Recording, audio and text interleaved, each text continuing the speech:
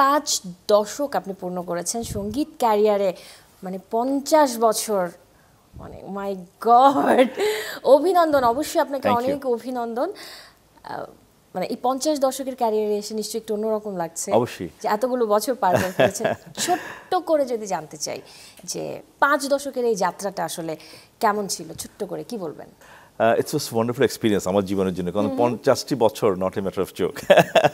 So in fact আমি একটু correct করি, সেটা হচ্ছে যে 50 বছর আমি যে কম্পোজার, মিউজিক কম্পোজার, সুরকার হিসেবে 50 বছর, বাট গায়ক হিসেবে কিন্তু আরও অনেক বেশি, প্রায় প্রায় প্রায় 60-এর কাছাকাছি। So my god, as a সুরকার 50 বছর পূর্তি হয়ে গেছে গত বছর, এই বছর 51 ইয়ার্স। ওকে।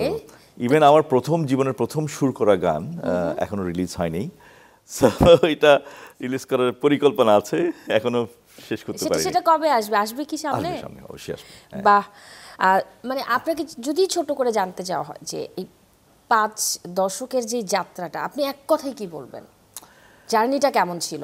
এক কথায় আমি বলবো যে আসলে আমি অনেক নিজেকে খুব ভাগ্যবান মনে করি, কারণ সবচেয়ে বড় কথা যে 5 দশক টিকে থাকা, এটা অনেক বড় ব্যাপার, এবং মানুষের ভালোবাসা, মানুষের শ্রদ্ধা, মানুষের হৃদয়ে স্থান করে নেওয়াটা কিন্তু সহজ কথা না, এবং এতদিন থেকে সাস্টেইন করাটা অনেক বড় ব্যাপার বলে আমি মনে করি।